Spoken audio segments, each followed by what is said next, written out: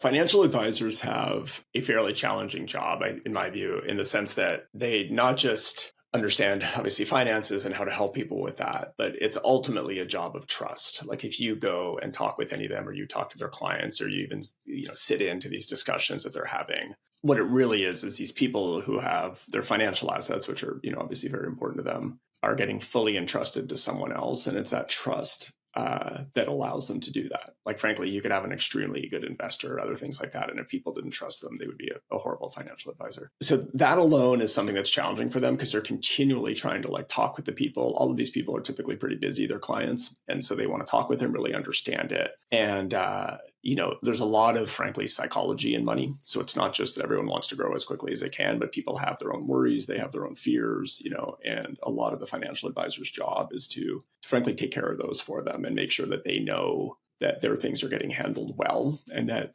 essentially whatever happens for them, that they have a plan that they can work, and that they're a trusted person to go do that. But to add to all of this, just because of the industry and the finance industry, there's a huge amount of regulations that sit on top of that. So they have to have these very trusted conversations, and then in order to protect consumers, and for a variety of other reasons, there's a lot of regulations on it. So then they have to turn around typically to a number of internal systems, and then basically start to have that same information go into those systems and flow. And that can be everything from describing why they're doing what they're doing. A lot of what they do is try to really understand the risk of what someone is doing. And that can be challenging because people will say that they're okay with risk and then they're not, and so there's a lot of different ways of doing that. And then because of a lot of the regulations, they actually have to record a lot of this to make sure that if something does go weird, they've shown that they've done, essentially the appropriate thing at the appropriate time. And then frankly, a lot of these companies are just large companies, and large companies have a lot of workflows and paperwork and everything else. And so they're continually in this job of trying to help their clients and build a relationship with their clients, trying to stay on top of everything financial to make sure that they're doing the right things for their clients. I would say most of them are also still trying to grow their business, and it's a very independent business. So the growth is very much on them. And then turn around and